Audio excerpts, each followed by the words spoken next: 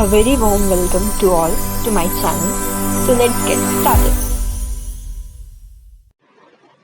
Welcome back to my channel #achievers. मैं हूं अर्चना सौरभ और आज बड़े ही दिनों के बाद मैं वापस से आई हूं आपके पास लेकर के non probability sampling.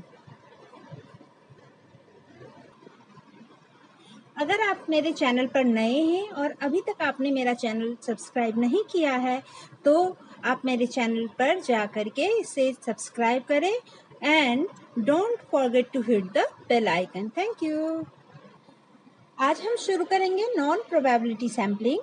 Non probability sampling नाम से ही पता चलता है कि इसमें रैंडम सेलेक्ट नहीं करते हैं बल्कि अपनी चॉइस के अकॉर्डिंग करते हैं। इसके कुछ टाइप्स होते हैं, 5 टाइप्स, जिसको हम अभी डिस्कस करेंगे।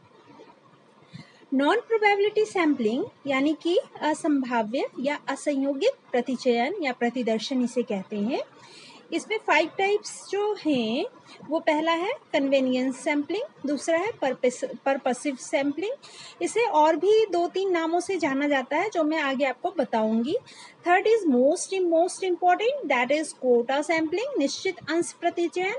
फिर है स्नोबॉल सैम्पलिंग और लास्ट में हमारा आता है एक्सीडेंटल या आकस्मिक प्रतिचयन, एक्सीडेंटल सैम्पलिंग।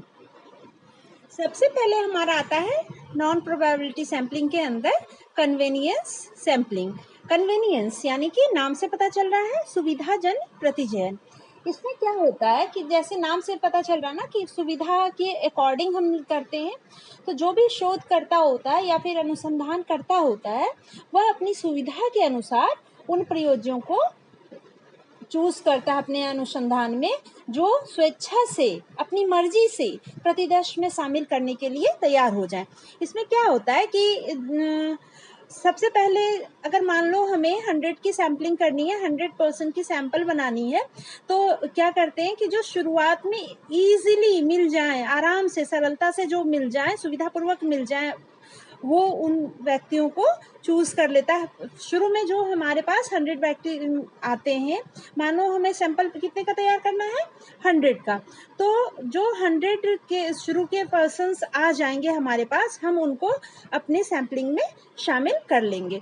ये मोटा मोटी यानी कि एक स्थूल सैम्पलिंग मानी जाती है और इसको इमेच्योर, अपरिपक्व भी कहा जाता है क्योंकि इसमें उतनी एक्यूरेसी नहीं होती है। क्यों नहीं होती?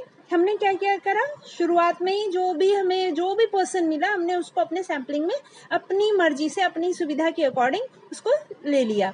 इसे प्रासंगिक प्रतिदर्शन भी कहा जाता है। नाम इसके जो अलग अलग से हैं, सुविधाजन्य या फिर प्रासंगिक, तो कई बार सुविधाजन्य ना आकर के प्रासंगिक प्रतिदर्शन लिखा हुआ होगा, तब भी हम इसी को कहेंगे। अब हम आते हैं कि इसके बेनिफिट्स क्या हैं। कन्वेनियंस सैम्पलिंग जब इतनी आसानी से ये हो जाता है तो इसमें कन्वेनियंस के अकॉर्डिंग हम सैम्पलिंग तैयार करते हैं, जो भी व्यक्ति मिलते हैं हम उनको ले लेते हैं, तो आखिर इसमें कुछ लाभ तो होगा ही। तो इसमें सबसे पहले तो हमें समय की बचत होती है क्योंकि हमें चूज नहीं करना पड़ता, उसमें टाइम वेस्ट नहीं करना पड़ता है कि हमें सैंपल कहाँ से लेनी है, जो भी इजीली मिल रहे हैं तो उससे हम ले रहे हैं। तो एक तो हमारे परिश्रम बच गई, मेहनत बच गया, समय भी बच गया, और मोस्ट ऑफ द थिंग कि हमारे पास धन की बचत इसमें हो जाती है, हमें बहुत ज़्यादा परेशानी इसमें नहीं होती है। और इसमें क्या होता है कि प्रतिदर्श एक ही जगह पर बहुत ही आसानी से, सरलता से मिल जाते हैं। अब जब हम देखते हैं कि हर एक चीज़ में कुछ ना कुछ गुण होते हैं तो कुछ ना कुछ दोष भी होंगे ही। तो ये क्या है कि सबसे पहला इसका जो सबसे बड़ा दोष है वो है कि ये पूर्वाग्रह। अब हमने जो सैंपल बनाना है 100% की, हमने क्या किया, अपने अकॉर्डिंग चूज किया, तो हम भाई हमारे जो नियर एंड डियर होंगे हम उनको ही ले लेंगे, तो हमारे मन में उनके लिए तो पहले से ही कोई ना कोई थॉट्स होंगे ही, पूर्वाग्रह होंगे ही, तो हमारे रिजल्ट्स पे वो अफेक्ट करेंगे। और इसमें पक्षपात होगी, जब पूर्वाग्रह होगा तो पक्षपात तो भाई उसका कॉइन का सेकेंड पार्ट होता है कि ये एक तरफ पूर्वाग्रह होगा तो जहां पूर्वाग्रह वहां पक्षपात होगा ही होगा। अब इसमें जब पूर्वाग्रह हो और पक्षपात हो तो प्रतिदर्श की क्या होती है, अविश्वसनीयता बढ़ जाती है, विश्वसनीय लेवल उसकी कम हो जाती है। और उसमें त्रुटि अधिक होती है, गलतियां अधिक होती हैं, एरर्स बहुत ज़्यादा हो जाती है। इसकी वैधता पर और विश्वसनीयता पर दोनों के ऊपर संदेह किया जाता है कि क्या भाई ये सही होगा, क्योंकि इन्होंने तो अपने सैम्पलिंग के अंदर वैसे ही लोगों को सेलेक्ट करा है जो इनके फेवरेबल होंगे। और हम इस सैम्पलिंग को जो रिजल्ट सैम्पलिंग से जो हमारे पास रिजल्ट आते हैं उसका जनरलाइजेशन नहीं कर सकते, क्योंकि किसी ये हमारे बिल्कुल सुविधा के अकॉर्डिंग तैयार किया हुआ है, तो हम उसको बाकी लोगों के ऊपर इसको जनरलाइज नहीं कर सकते, सामान्यीकरण नहीं कर सकते। दूसरा हमारा होता है पर्पसिव सैम्पलिंग। इसे उद्देश्यपूर्ण सैम्पलिंग भी कहा जा सकता है, निर्णायक प्रतिदर्शन भी कहा जा सकता है, या इसके कुछ और नाम भी हैं। एक्सपर्ट सैम्पलिंग के नाम से कभी कभी आता है, कभी कभी जजमेंटल सैम्पलिंग के नाम से आता है। तो जब एक्सपर्ट सैम्पलिंग आ रहा है, जजमेंटल सैम्पलिंग आ रहा है, तो आप इसमें कंफ्यूज ना होंगे, ये पर्पसिव सैम्पलिंग का ही दूसरा नाम है। इसमें क्या होता है कि इसमें शोधकर्ता उन्हीं व्यक्तियों को अपने प्रतिदर्श में सम्मिलित करता है जिसे वह यह समझता है कि वह उस जनसंख्या का सही प्रतिनिधित्व कर सकते होंगे। मतलब हम जिस पर्पस से कर रहे हैं, अपना हमने सैंपल तैयार करा है जिस चीज़ के लिए, जिस चीज़ को मापने के लिए, तो जो हमने सैंपल लिया है वो उसी चीज़ की प्रतिनिधित्व करते हैं। इसको दूसरे शब्दों में आप ऐसा समझ सकते हैं कि मान लीजिए हमने जो सैंपल लिया है वो इस बात को चेक करने के लिए लिया है कि रिजल्ट पे मेल एंड फीमेल मतलब जेंडर का क्या असर होता है, किस रिजल्ट पे, एकेडमिक रिजल्ट पे 10th और 12th के बोर्ड में क्या होता है। तो हम 10th और 12th के ही बच्चों को इसमें चूज करेंगे, ना कि किसी और इलिटरेट पर्सन या लेबर क्लासेस या किसी और को हम चूज करेंगे। मतलब हमने जिस उद्देश्य से इसकी सैम्पलिंग को तैयार करना चाह रहे हैं वो वैसे ही प्रतिदर्शों को अपने में, जनसंख्या को अपने में लेंगे, सैंपल के अंदर तैयार करेंगे। शोधकर्ता उन सदस्यों को चुनने का निर्णय स्वयं करते हैं, स्वयं लेते हैं, ये किसी और पर डिपेंड नहीं होते हैं, जो एक निश्चित जनसंख्या का प्रतिनिधित्व करते समझे जाते हैं। अब इसके लाभ क्या क्या है भाई? जब हर एक की हमने बताई कि कुछ लाभ होंगे और कुछ हानि होंगी। तो लाभ इसमें है, इसमें इस बात की गारंटी होती है कि इसमें उन सभी सदस्यों को सम्मिलित किया जाएगा जो रिसर्च डिज़ाइन के लिए महत्वपूर्ण है। मतलब हमने जब 10th और 12th के रिजल्ट के लिए किया है तो इसमें अगर उसमें ये निश्चित होगा कि जितने भी सदस्य होंगे वो 10th और 12th से रिलेटेड होंगे ही होंगे। सभी सदस्यों को सम्मिलित इसमें शामिल किया जाएगा। दूसरा ये खर्चीला काम है। हमने अपने पर्पस के हिसाब से वैसे ही लोगों को सेलेक्ट किया, ठीक उसी जगह पर गए जहाँ हमें ऐसे लोग मिल जाएंगे, आराम से हमने उसके लिए सैंपल तैयार कर ली, तो ये खर्चीला इसमें कम हुआ। इसके दोष क्या क्या है? प्रतिदर्शन जो होते हैं जीव संख्या का यानी कि प्रयोज्य का प्रतिनिधित्व सही नहीं करता है। कई बार होते हैं कि इसमें जो हमने प्रयोज्य लिया है, तो मान लो हमने 10th का कहा जो बोर्ड एग्जाम नहीं है, हमने उसे लिया। अब कुछ ऐसे भी बच्चे उसमें शामिल हो जाएंगे जो वास्तव में उसके लायक है ही नहीं। इस प्रकार के प्रतिदर्शन से जो प्राप्त आंकड़े मिलते हैं हमें, उनका हम एनालिसिस नहीं कर सकते। किसके बेसिस पे? अनुमानिक सांख्यिकी यानी कि इन्फ्रेंशियल स्टैटिक्स के अकॉर्डिंग हम उसका एनालिसिस नहीं कर सकते हैं। और तीसरी इसमें जो मेन चीज़ है कि वो विस्तृत और गहन जानकारी नहीं मिलती है, बस ऊपर की जानकारी इसमें मिल जाती है, क्योंकि हमने बहुत ही ऊपर ढंग से ही लिया है। हमें जो हमारा दायरा सीमित हो जाता है, इसीलिए जानकारी भी गहन प्राप्त नहीं होती है। अब जो हमारे पास है कोटा सैम्पलिंग, ये बहुत ही इम्पॉर्टेंट है। इसे कोटा प्रतिदर्श इंग्लिश में भी, हिंदी में भी वैसे ही बोला जाता है, कोटा प्रतिदर्शन। इसमें क्या होता है कि ये जैसे कि आपने उसमें पढ़ा था स्ट्रैटिफाइड प्रोबेबिलिटी सैम्पलिंग, बिल्कुल उसी की तरह होता है, बट ये नॉन प्रोबेबिलिटी होती है सैम्पलिंग। मेथड इसका लगभग वैसा ही होता है। इसमें क्या करते हैं कि प्रयोज्य को उसकी विशेषताओं के अनुकूल, जो भी उसकी विशेषता होते हैं उसमें क्या करते हैं, कई स्तरों में हम पहचान कर लेते हैं। उसमें कई स्तरों में विशेषता, जैसे कि विशेषता क्या हुई यहाँ पे? लिंग हो गया, धर्म हो गई, जाति हो गई, आर्थिक स्तर हो गया, या कोई भी हम उसके विशेषता को ले लेते हैं और उसको कई स्तर में पहचान कर लेते हैं। इसमें क्या होता है कि निश्चित भाग से हमारा मतलब ये होता है, निश्चित भाग यानी कोटा हम पहले ही निर्धारित करते हैं। उसका मतलब ये होता है कि यह पहले से निश्चित कर लिया जाता है कि प्रयोज्य की किसी विशेषता विशेष आर्थिक स्तर, धर्म, जाति इत्यादि, ये किसी भी दृष्टि से पूरा का पूरा सैंपल में से उसका कितना भाग या कितना अंश है, इसको आप एग्जाम्पल के थ्रू समझेंगे तो आप ज़्यादा अच्छे से समझ पाएंगे। मैं आगे भी बताऊंगी आपको। इसमें क्या होता है कि जब अनुकूल कई स्तर में जब हमने उसको अपने प्रयोज्य को उसके विशेषताओं के अनुकूल पहचान कर लिया, तब प्रत्येक स्तर में अपनी आवश्यकता के अनुसार या इच्छा के अनुसार व्यक्तियों का चयन मनमाना ढंग से करते हैं। रैंडम सैम्पलिंग के अकॉर्डिंग नहीं करते, और यही रीज़न है कि इसे नॉन प्रोबेबिलिटी में डाला गया है।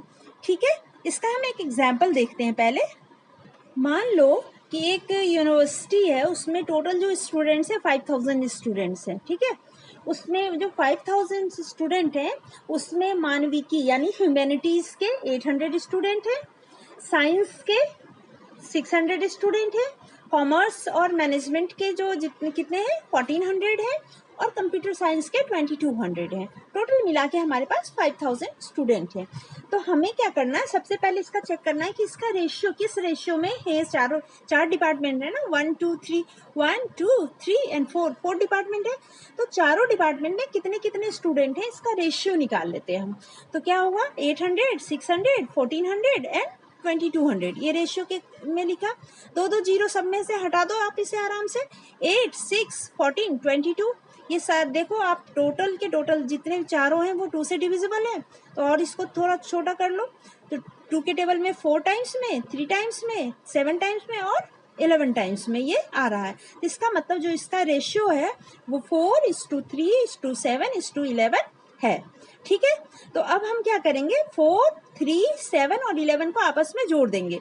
तो जब हम इसको जोड़ेंगे तो हमारे पास टोटल कितने हो गए, 25 हो जाएंगे, 25 हो जाएंगे।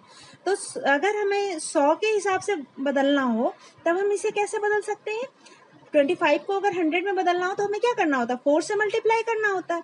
तो वैसे ही अगर एक्यूरेट अगर हम 100 की मान लो आपको सैम्पलिंग तैयार करनी है तो आपको देखना होगा कि कितने स्टूडेंट इसमें से कैसे लेने हैं। तो आप क्या करोगे, जो ये 4, 3, 7 और 11 आया है इसको क्या करोगे, 4 से डिवाइड कर दोगे, मल्टीप्लाई कर दोगे, तो आपका 100 के अकॉर्डिंग ये सैम्पलिंग तैयार हो जाएगी।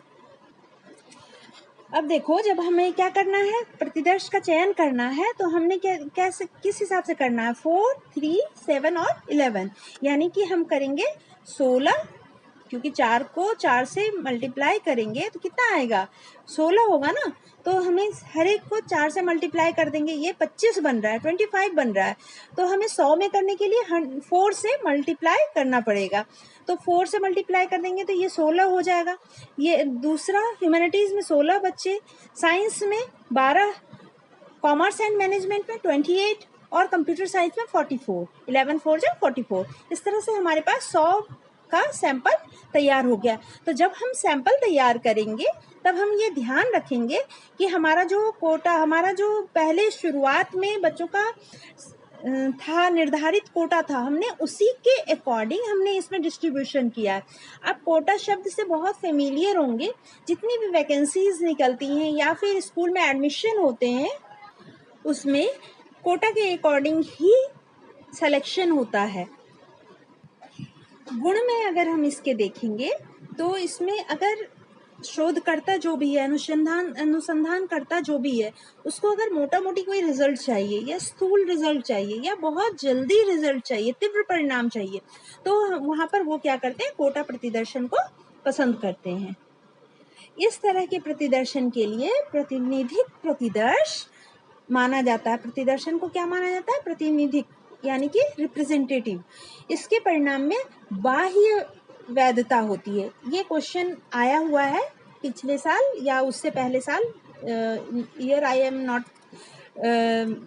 वेल नोन, दैट इज़ कि ये किसी न किसी साल आया हुआ है कि बाह्य वैधता किस में पाई जाती है, तो आप उसमें लिखेंगे कोट ऑफ प्रतिदर्शन में बाह्य वैधता होती है। और ये विधि बहुत कम खर्चीली है, इसलिए ये बहुत ईजिली यूज़ किया जाता है और बहुत ज़्यादा यूज़ किया जाता है ये विधि। नेक्स्ट जो हमारा होगा इसका दोष होगा। जैसे ही गुण है वैसे ही कुछ दोष भी होंगे। तो इसमें दोष क्या है कि सबसे पहले तो जब हम वर्गीकरण करते हैं, उसका क्लासिफिकेशन करते हैं ना कोटा के अकॉर्डिंग, तो उसमें त्रुटि हो जाती है, उसमें एरर्स आ जाते हैं, कॉम्प्लिकेशन हो जाता है। द सेकेंड थिंग कि इसमें जो भी रिजल्ट आते हैं उसका हम जनरलाइजेशन नहीं कर पाते, सामान्यीकरण नहीं कर पाते, उसमें परेशानी होती है। तीसरा है, इसमें शोधकर्ता उन व्यक्तियों को प्रतिदर्शन में सम्मिलित कर लेता है जो बहुत इजीली मिल जाते हैं। अब जो हमारा है नेक्स्ट फोर्थ, वो है स्नोबॉल सैम्पलिंग। देखिए नाम से पता चल रहा है, हिंदी में से बहुत टेढ़ा नाम थोड़ा सा है, हिमकुंदक प्रतिदर्शन। स्नोबॉल आपने देखा होगा, आइस का स्नो मतलब आइस, स्नो का बॉल कैसा होता है, स्नो का बॉल एक दूसरे को फेंक के एक दूसरे के ऊपर हम खेलते हैं, तो उसमें जब हम बॉल को फेंकते हैं तब वो जब बॉल गिरता है ना, तो वो अपने आसपास थोड़े अपने जैसे बॉल को और इकट्ठे कर लेता है। तो यही कैरेक्टरिस्टिक्स इस सैम्पलिंग में होती है कि इस तरह के प्रतिदर्शन में किसी सीमित समूह या संगठन के सभी सदस्यों को अपने अपने दोस्तों एवं संगियों की पहचान करने को कहा जाता है। क्या होता है इसमें, कहते हैं कि अपने अपने जो भी दोस्त हैं, संगी साथी हैं, उनको पहचान करो। कैसे, ग्रुप में वाले को कहा जाता है। इस तरह के शोधकर्ता के सामने समूह में, ये ध्यान रखना आप, समूह में दोस्तों का एक समूह उभर कर आता है जिससे उसे समूह के पूर्व सामाजिक पैटर्न का ज्ञान हो जाता है। इसको एक एग्जाम्पल से समझो आप कि क्या होता है। जैसे मान लो हमें तैयार करना है सैंपल जो इस बात को टेस्ट कर रहा हो कि ड्रग का के इफेक्ट से बच्चों पर, जो एडल्ट्स हैं, टीनेजर्स हैं, उन पर क्या इफेक्ट होता है। तो इसमें क्या करेगा कि जो ड्रग एडिक्ट हैं उनको ही कहा जाएगा कि भाई अब आप अपने दोस्त जो ड्रग एडिक्टेड हैं और आपके नोन पर्सन, उसको आप सैंपल में शामिल कर लो। तो ऐसे एक दूसरे जो सेम कैरेक्टरिस्टिक्स के होते हैं उनको उस सैंपल में कलेक्ट किया जाता है, तैयार किया जाता है। इस तरह के प्रतिदर्शन में कुछ विशेष व्यवहार जैसे मित्रता को आधार बनाया जाता है। क्यों, कैसे हुआ, जैसे ड्रग एडिक्ट था उसको कहा कि भाई तुम एक दूसरे ड्रग एडिक्ट को भी अपने सैंपल में ले आओ, उसके बारे में भी हमें अपने साथ ले आओ, उसके बारे में भी हमें कुछ जानकारी लेनी है, उसका इंटरव्यू करना है, उससे कुछ पूछना है, समथिंग एल्स, इस तरह से कहा जाता है। तो वो बंदा क्या करता है कि अपने जैसे ही किसी और ड्रग एडिक्टेड को अब उसके बारे में बताता है और सैंपल के लिए तैयार करता है। तो आधार क्या हो गई, यहाँ पे मित्रता की आधार हो गई, को आधार बनाया गया। इस प्रतिदर्शन का स्वरूप समाज मीतीय होता है। ये क्वेश्चन भी आया हुआ है कि इस प्रतिदर्शन का स्वरूप, कोटा प्रतिदर्शन का स्वरूप किस तरह का होता है। तो सोशियोमेट्रिक होता है, समाज मीतीय होता है। अब इसके लाभ क्या हैं, तो इसमें बहुत ही लचीलापन है, बहुत फ्लेक्सिबल है, ये इसका सबसे बड़ा लाभ है। और दूसरा क्या है कि छोटे छोटे सामाजिक संगठनों के अध्ययन के लिए ये बहुत ही लाभदायक होता है। और इसके दोष क्या है, दोष में है कि इसकी उपयोगिता बहुत सीमित है। भाई जिस चीज़ के लिए हमें करना है, ड्रग के लिए करना है, तो ड्रग एडिक्ट के लिए करना है, तो उसकी वहीं तक उसकी उपयोगिता होगी, उससे अधिक उपयोगिता नहीं होगी, तो उपयोगिता उसकी सीमित हो जाएगी। और दूसरा, इसमें स्टैटिकल मेथड का यूज नहीं किया जाता है मैक्सिममली, तो इसलिए मैक्सिमम इसका यूज इसमें स्टैटिकल मेथड का नहीं होता, तो ये इसका एक बड़ा दोष है। लास्ट बट नॉट लीस्ट हमारा आता है एक्सीडेंटल सैम्पलिंग। नाम से पता चल रहा है आकस्मिक। ये क्या होता है, कन्वीनियंस सैम्पलिंग जो हमने पढ़ा था उसकी तरह ही ये भी होता है। इसमें प्रयोज्य या प्रतिवादी जो भी होते हैं एक ही स्थान पर मिल जाते हैं। जनरली इसमें बहुत मेहनत करने की नीड नहीं होती, इसमें समय, पैसा और मेहनत तीनों की बचत हो जाती है। मान लो हमें 100 की सैंपल तैयार करनी है, तो इनिशियली जो हमें 100% मिल जाएंगे उसका हम सैंपल में प्रयोज्य की तरह यूज़ कर लेते हैं। इसका बहुत डीप नहीं है कुछ भी हमारे पास कि ये क्यों होता है। ये बहुत ईजी, जैसे कन्वीनियंस में हमने जो चीज़ करी थी, सारी चीज़ें इसमें एक्सीडेंटल में भी जस्ट एज वैसे ही इसमें भी होती है। ये था हमारा non probability sampling. Thanks for watching #Achievers। मैं अगले वीडियो में कुछ और आपके लिए जानकारी लेके आऊंगी। तब तक के लिए keep watching and keep practising. Thank you.